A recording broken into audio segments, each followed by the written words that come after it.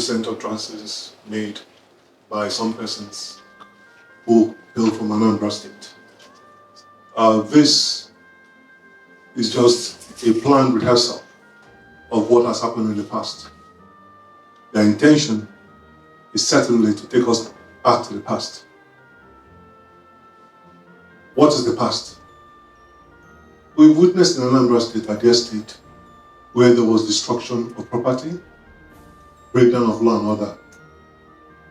The same persons, one of them a principal culprit, which white paper published his name clearly as having taken part in that brigade, are back again. It's the election year coming, and they want to take us back to the past. I want to remind you that Anambra's past is long gone, and we have closed it and opened a new chapter. The past was where not only there was a breakdown of law and order, but sometime in 1999 and 2003, there was this slogan of zero allocation. Pensioners were owed pensions and gratuities, workers were owed months backlog of salaries. That is the kind of past they want to take us back to. And this time around, what have they said? They claim that we, Anambra State government, is trying to, what did they say? Set aside the clear provisions of 1999 Constitution as amended. They said we are trying to circumvent the landmark judgment of the Supreme Court that granted local governments financial autonomy. This is blatant lies. This is intended to deceive other people in the country, not Nigeria, not in the Anambra. Because if you look at the judgment, first and foremost, what is the judgment? The judgment of the Supreme Court clearly deliberated on 13 declarations sought by the plaintiff, which in this case was the federal government, the Attorney General, and sought for 3 orders. And in these declarations, the Supreme Court ruled on 11 of them, granted 11 and granted 3 orders. And these orders are clear. The order said, 1, to stop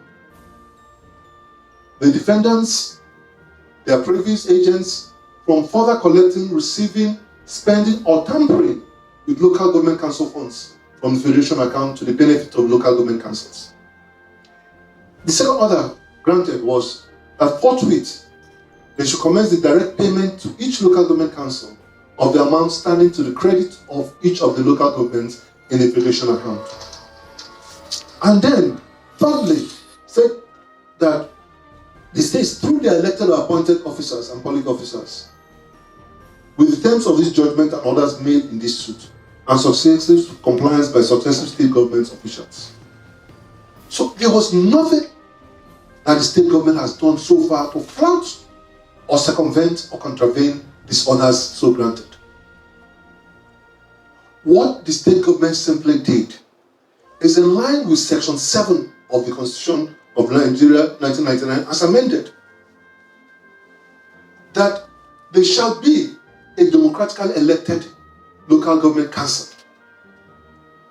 And that same subsection 1 said the states shall provide for shall guarantee and accordingly ensure the existence of a law that provides for the establishment, the structure, the composition, the administration, and the finance and functions of that local government council. And that is what the present state government has done by the executive bill sent to the House of Assembly. The bill is clear in its terms. Now, what is the vexatious issue they have with this bill? I heard them referring to Section 14. We all know that all the local governments have functions, but there are functions that are shared. There are services they offer that are shared. For example, primary school, adult education, and vocational education are part of the functions of the local government. Provision of primary healthcare services are part of the functions of the local government. Security is an integral function of the local government. Now, what has the State Executive Bill done? It recognizes the fact that these common shared services will need to have a common pool where the local governments will draw from to pay for those services.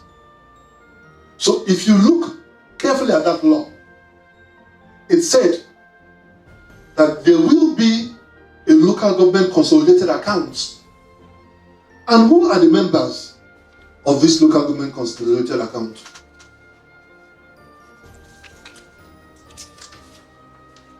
It says here, the deputy governor of the state, the mayors, 21 mayors of the local governments, and the commissioners that oversee budget and planning, finance, education, health, and agriculture.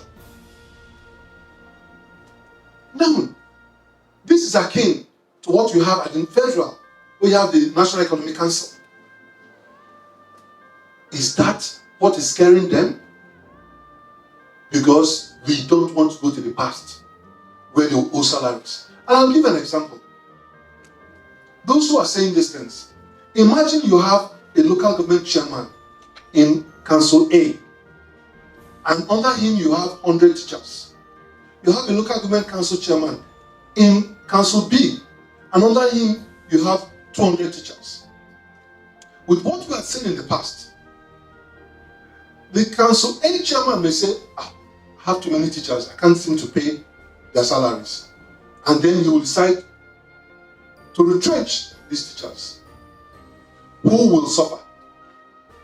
It's the citizens of Anambra State. The children in these primary schools.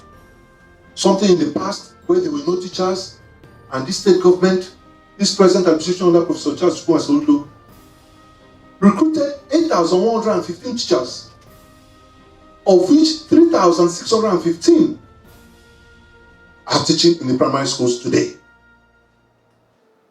They want us to go to the past.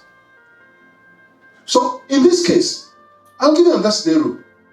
You have a lady who is teaching in a council B, and her mom, aged mom, lives in council A, and she seeks for transfer to be closer to her aged mom to look after the sick mom. With what we have witnessed in the past, the council chairman of Council A will refuse to allow her come over, because to him that will increase his own wage bill. Now you have already an existing organization called the SPAD that recruits these teachers and manages them. You have the Local Government Service Commission that recruits workers, civil servants who work in these local governments, and manages their discipline and welfare. If you allowed all the chairmen to do it individually, you're going to have retrenchment, you're going to have debt, backlog of salaries being owed. This administration, I want to remind them the past we are coming from. This administration inherited 14 billion debt owed in terms of gratuities and pensions to pensioners in the local government service, including teachers. Now, the present government administration has paid part of this backlog and continues to pay. Which local government, who will agree to take this debt? And that was why it was envisaged in this law that we have a common bucket for these common shared services. I'll give you another instance. Anambra State has set the pace many years ago by establishing the law with the AVG, the security, local securities. And we know today that this security is a national malaise. Yet in Anambra State, we have continued to tackle this insecurity. It has become a pastime among young people. Kidnapping, criminal banditry. But you will see, even in the social media, that no week passes without the AVG and the gallant security agencies in this state, conventional security agencies, either neutralizing, intercepting, or arresting these persons. These people talking don't live in the state. If they say there is insecurity, why do they come back every weekend? One of them, who's in the National Assembly, is going to bury his father in the next 2 weeks. Why is he not staying away if he says there's insecurity? And this security is provided at the local level. Each local government council has what you call the strike force, AVG strike force. Each community has been encouraged to develop their own security. And these funds, the remunerations are paid from the local government funds. Now imagine you ask a local government chairman to administer this. He's going to say, with all this minimum wage, say he wants to reduce his workforce, and who will suffer? The citizens of Anambra State. And that's why I can tell you that all they're saying, the Anambra know better. And that is why APGA has continued to be a party in this state. Because we have one doctrine, we leave no one behind. It is this quest to leave no one behind that made Mr. Governor decide to present this bill with the acceptance of all the stakeholders within the state. Nobody wants to hear these past stories of owing salaries, insecurity. We don't want to hear it. We left that Egypt long ago. So it's unfortunate. Now, when you come to this law, the economic board, in this common purse, these local governments will have this common purse. There's what we call the local government consolidated account. That is the common purse. But the issue is, who determines what goes into that purse? And that's why there's another law, the economic board constituted, that consists of who? Deputy governor, the 21 mayors, and the commissioners like I mentioned. They will, from time to time, advise on the percentage of what will be put in the purse from the revenues accruing to the local government. Why is this so? Today, imagine they all agree it is 10%. And so be it. And suddenly, the revenue slumps. Yet, there's a fixed price on what they are spending for these commercial services. That means that the percentage they each need to contribute will increase. If the revenue increases, then the percentage will drop. And that is why, in the wisdom, the State House of Assembly passed this law. Now, who will administer the fund? It's a critical issue.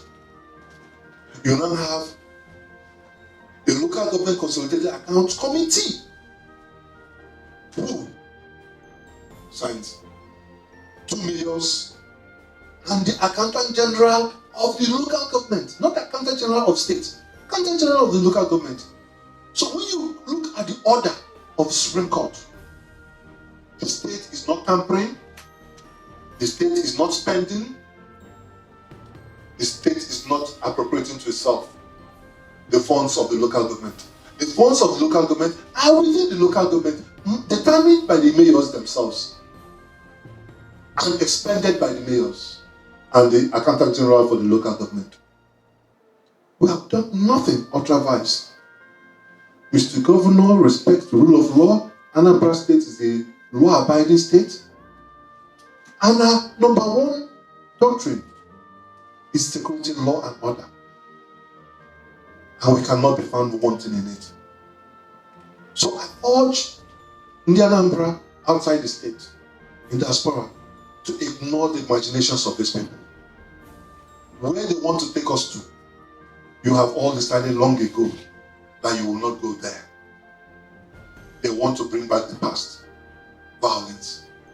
Imagine a senator of the state, representing a state, would desire to stop the funds that accrue to the state, to the local government, to his own local government, that is meant for the purpose of paying salaries of teachers, paying the security men who are protecting his parents and the rest of them.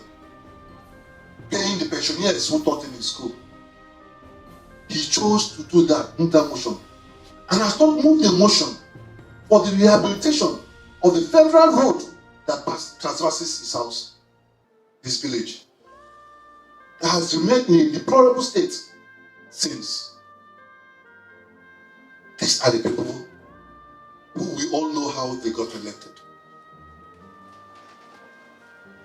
And the Anambra, as usual, are wise.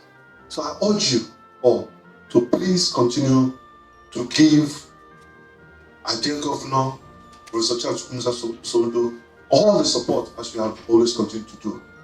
And to thank all the citizens of our state who continue to work together with the security agencies to apprehend the criminals that want to make us run away from our state.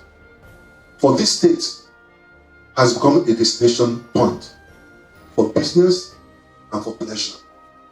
And I say it shall be well with us, and shall be well with Anambra, and shall be well with Nigeria. Thank you.